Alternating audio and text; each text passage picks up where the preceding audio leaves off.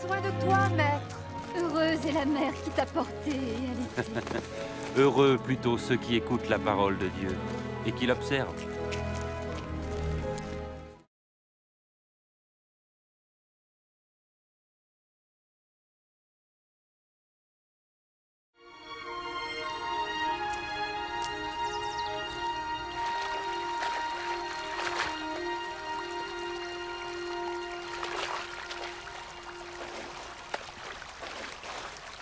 Apprends-nous à prier, comme Jean l'a appris à ses disciples.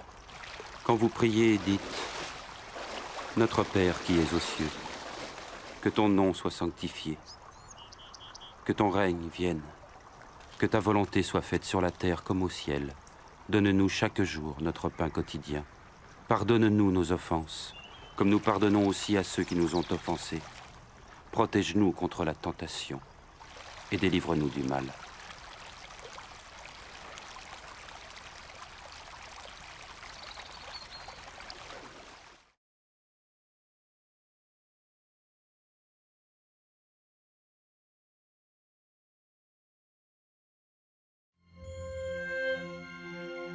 Dans les Saintes Écritures, Dieu déclare que le Messie viendrait pour être le sauveur du monde. La vie de Jésus prouve qu'il est bien celui dont les prophètes avaient parlé. Ésaïe a prophétisé que la Vierge deviendrait enceinte et qu'elle enfanterait un fils. Des siècles plus tard, la naissance de Jésus accomplissait cette prophétie.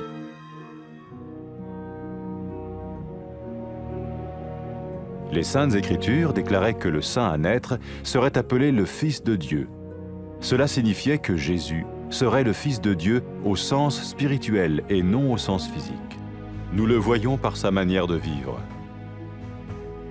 Il a guéri des malades, il a pardonné leurs péchés, les a ramenés à Dieu et leur a promis une place dans le royaume éternel de Dieu.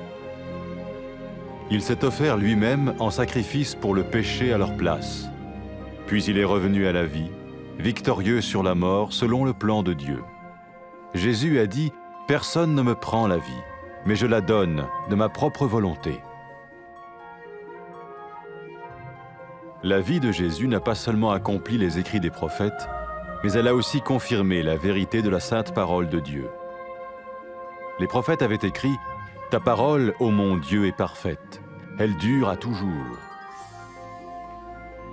Jésus lui-même a dit « Le ciel et la terre disparaîtront, tandis que mes paroles ne disparaîtront jamais. » Jésus est venu pour nous donner la vie dans toute sa plénitude. Mais quand l'homme a désobéi à Dieu dans le jardin d'Éden, il a choisi sa propre voie et ses actions l'ont séparé du Créateur.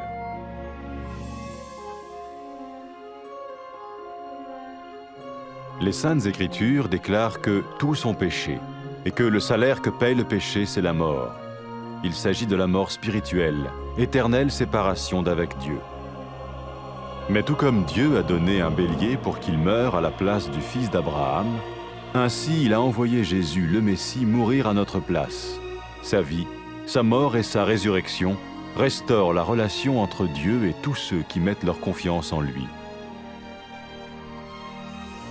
Maintenant, non seulement Jésus pardonne les péchés de ceux qui le suivent, mais il les sauve aussi du jugement éternel de Dieu.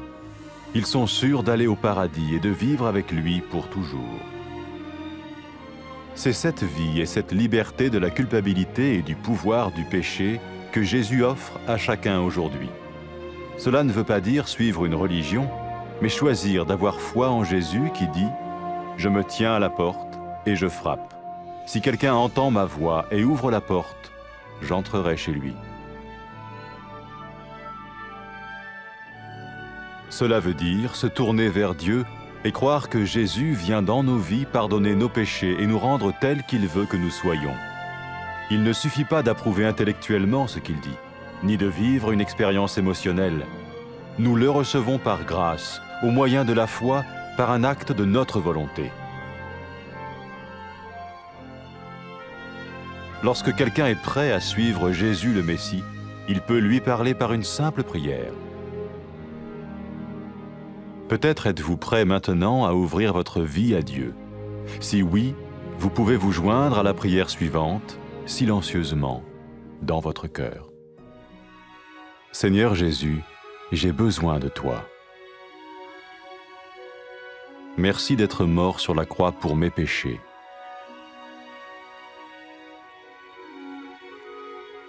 Je confesse mes péchés et je m'en repens.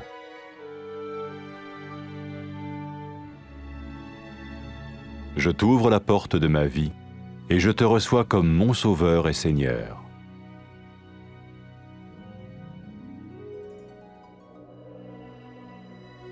Merci de me pardonner mes péchés et de me donner la vie éternelle.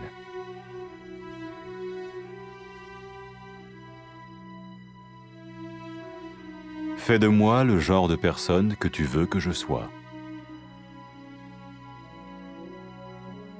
Maintenant que je deviens l'un de ceux qui te suivent. Amen.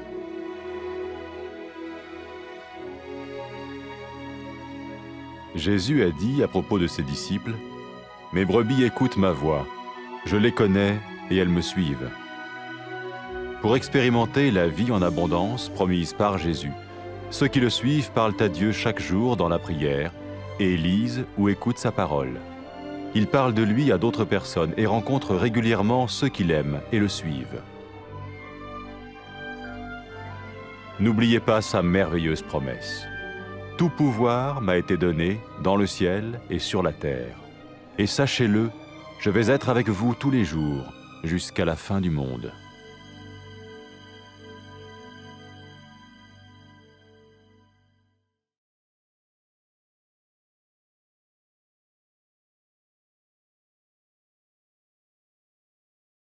بیباش خدایا فرخنده از زنی که تو را زاده ای آموزگار ما بلکه فرخنده کسی است که سخن خداوند بشنود و به جا آورد.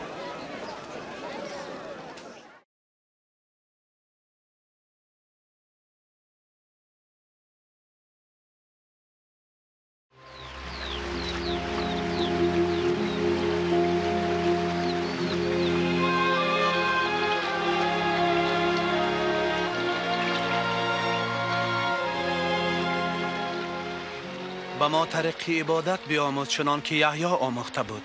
چنین دعا بگویید: ای پدر ما که در افلاکی، نام تو مقدس و ملکوت تو سایه افکن به سر ما باد. اراده تو در زمین و آسمان پاینده باد. گناه ما بیامرز که ما هم قرضداران خود ببخشاییم. ما را به وسوسه نفس نانداز و از شر شریر برهان.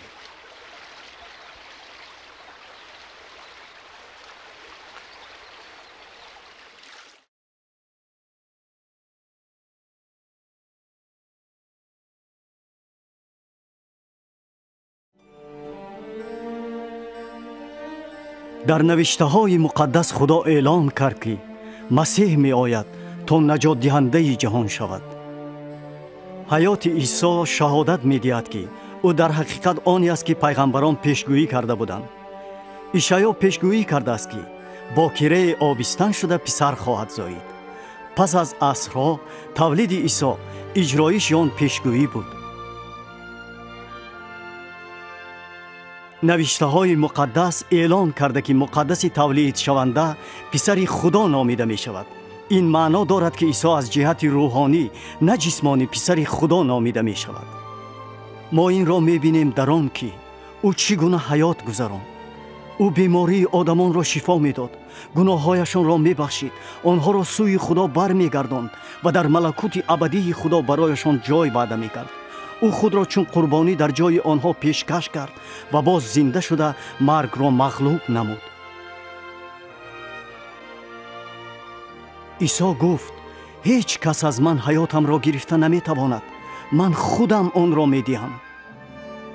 حیات عیسی نه تنها نوشته های پیغمبران را اجرا کرد، بلکه راستی کلام مقدس خدا را نیز تصدیق نمود. پیغمبران اعلان می کردند کلام خداوند بی عیب است، کلام توی خدا ابدی است. عیسی خودش گفت: آسمان و زمین گذرانند اما سخنان من جاودانی اند. عیسی آمد تا به ما حیات را به پرگی دهد. لیک وقتی آدم در باغ عدن به خدا اطاعت نکرد، انتخاب نموده به راه خود رفت، این کارش او را از آفریدگار جدا کرد. نوشته مقدس می گوید همه گناه کردند و جزای گناه مرگ است. معنای این مرگ روحانی است، یعنی ابداً از خدا جدا شدن. ولی چنان که خدا گوسفند داد تا در جای پسر ابراهیم مرد، همچنین او عیسی مسیح را فرستاد که در جای ما میرد. حیات، مرگ و احیایش مناسبت بین خدا و آنهایی را که به او باور میکنند برقرار نمودند. آنانی که پیرو عیسی می باشند نه تنها گناههایشان بخشیده شده است، بلکه از محکومیت ابدی خدا هم نجات یافتند. آنها بهشتی اند و با او ابدا زندگی می کنند.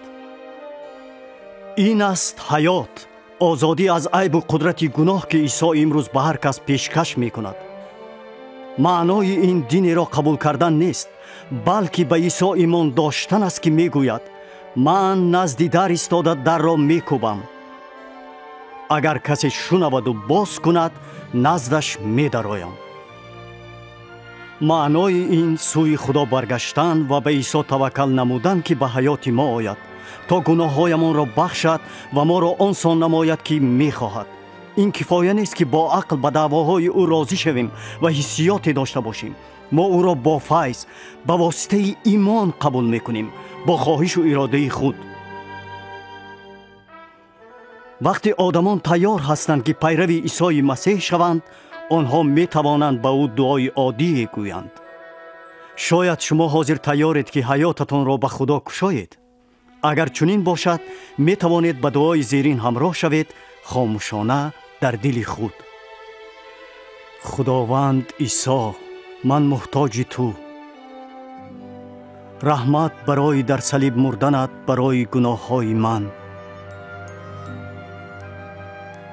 من به گناههایم اقرار می شوم و توبه می کنم. من در حیاتم را می کشایم و تو را چون نجات دهنده و خداوندم قبول می کنم.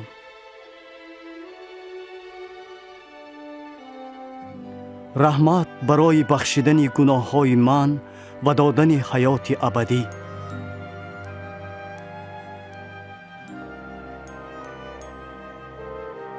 مرا همان آدمی ساز که خودت می‌خواهی، چون من پیروی تو می‌شوم. آمین.